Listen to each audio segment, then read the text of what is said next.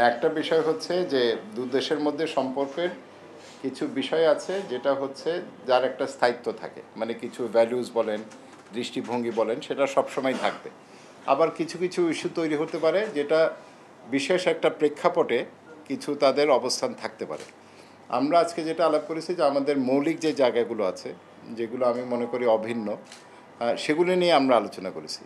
হ্যাঁ, হয়তো এখন এটা হতে পারে না, নির্বাচনের আগে তাদের একটা দৃষ্টিভঙ্গি ছিল, তাদের হয়তো কিছু অস্বস্তি ছিল, বাট সেটা তো আর আমাদের মধ্যে ছিল না। আমরা আমাদের নির্বাচন করেছি, সেটা ওই সময়ের জন্য তাদের একটা অবস্থান ছিল, তাদের একটা বক্তব্য ছিল, আমি যেভাবে দেখি। এখন তো ওই পর্বটা তো আর নাই।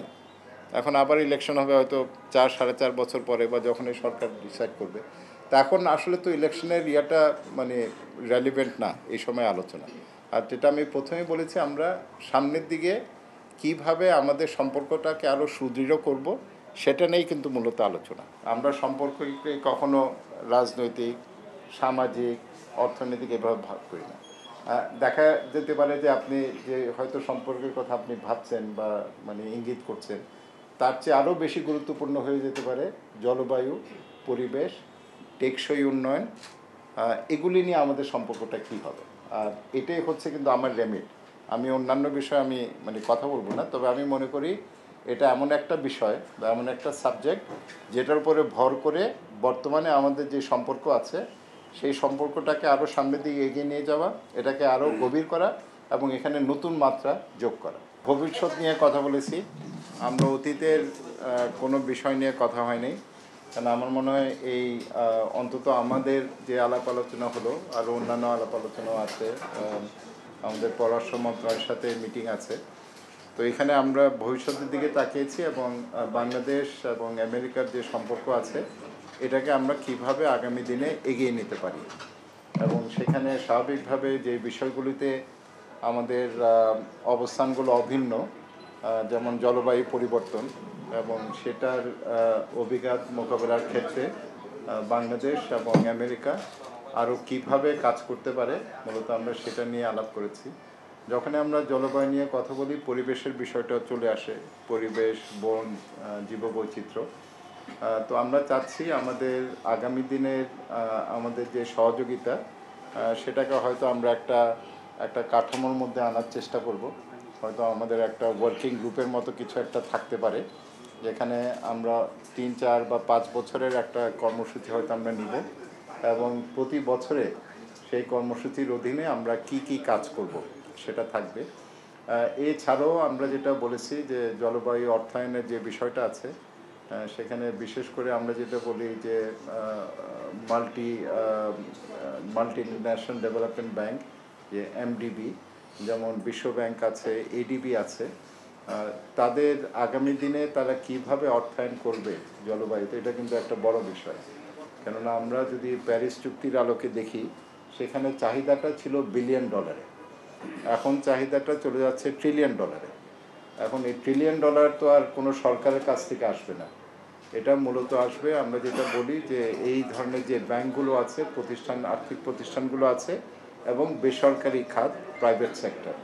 তো আমেরিকার প্রাইভেট সেক্টরেরও এখানে বিভিন্ন বিষয়ে আমাদের বাংলাদেশে তাদের আগ্রহ আছে।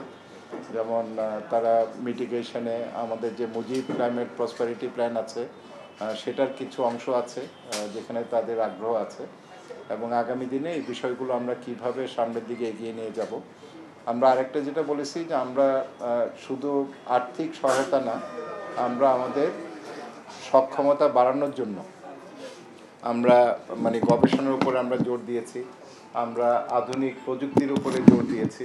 যেমন নাসার বেশ কিছু স্যাটেলাইট আছে, বর্তমানে এগুলো কয়েকটা দেশের তারা মানে নানান ধরনের তথ্য দিচ্ছে, ইনফরমেশন দিচ্ছে। আগামীতে হয়তো তারা দক্ষিণ এশিয়াতেও সেই স্যাটেলাইটের তথ্যগুলো আমরা পেতে পারি। তো সেটা যখন হবে পর্যায়ক্রমে, সেখানে বাংলাদেশের বিষয়টাও তারা বিবেচনা করবে, এবং এটা হয়তো আমরা খুব কম মূল্যে বা হয়তো বিনামূল্যেও পেতে পারি। তো সেটার যে লাভটা আমাদের হবে, যে আমরা যদি বনের কথা বলি, কোন জায়গায় বন উজাড় হচ্ছে, বা মানে আমরা যে সমুদ্রপৃষ্ঠের উচ্চতার কথা বলি, এটা আসলে কতটুকু বাড়ছে, এবং স্যাটেলাইটের মাধ্যমে এই তথ্যগুলো আমরা রিয়েল টাইম পাবো। অর্থাৎ এই মুহূর্তে যেটা ঘটছে আমরা সেটা পেতে পারি, সেটাও কিন্তু আমাদের জন্য অনেক বড় একটা বিষয়। তো আমরা এইভাবেই জলবায়ু পরিবর্তনের বিষয়টাকে বাংলাদেশ কিভাবে মোকাবেলা করবে, এবং এছাড়াও আমরা যেমন একটা মিথেন একটা প্ল্যাজ আমরা ওদের সাথে সই করেছি। আমরা স্মার্ট এগ্রিকালচারে তাদের সাথে আমাদের একটা কোঅলিশন আছে, প্ল্যাটফর্ম আছে। একই সাথে তাদের যে এজ নামে একটা তাদের একটা প্রকল্প আছে, যেটা হচ্ছে enhancing development through green technology. কেননা বাংলাদেশ সরকারেরও একটা নীতি আমাদের পরিকল্পনা কমিশন থেকে অনুমোদন করেছে, সেটা হচ্ছে green and climate resilient development. অর্থাৎ আমাদের বর্তমানে আমাদের যে উন্নয়নের যে কৌশলগুলো আছে তার মধ্যে আমরা কিন্তু আমাদের এই গ্রিন সেক্টরকে আমরা জোর দেবো, এটার উপর আমরা জোর দিচ্ছি। সুতরাং সেখানেও তারা সহযোগিতা করতে পারে। তো আমি মনে করি এটা একটা এটা একটা প্রোডাক্টিভ একটা ডিসকাশন হয়েছে, একটা ফলপ্রসূ ডিসকাশন, এবং এটার ভিত্তিতে আগামীতে হয়তো আমরা বসে সুনির্দিষ্টভাবে কোন কোন জায়গায় আমরা আমাদের সহযোগিতা আরও কার্যকরভাবে করতে পারি। এবং সব কিছুর পেছনে তারা যেটা বলেছে তাদের দিক থেকে যে সরকারের পর্যায়ে তো একটা সম্পর্ক আছে, যেমন আমরা যদি আমাদের বাংলাদেশ ইউএস বাইল্যাটারাল রিলেশন দেখি, এটা সরকারি পর্যায়ে আছে। আমাদের সেনাবাহিনীর অনেকে হয়তো সেখানে প্রশিক্ষণের জন্য যায়, এখানে পাবলিক সেক্টর ইনভেস্টমেন্ট আছে। তবে তারা চাচ্ছে এমন প্রকল্প নেয়ার জন্য যার মাধ্যমে মানুষ একেবারে প্রান্তিক পর্যায়ে সরাসরি যেন তারা বেনিফিটেড হয়। অর্থাৎ তাদের যে ইনভেস্টমেন্ট আগামীতে হবে বা তারা যে পরিকল্পনাগুলো গ্রহণ করবে, এটা যেন প্রান্তিক পর্যায়ে মানুষকে এটা সাহায্য করে, বিশেষ করে যারা জলবায়ু পরিবর্তনের ক্ষেত্রে সবচেয়ে বেশি ক্ষতিগ্রস্ত, তাদের বিষয়টাকে আমরা মাথায় আনব।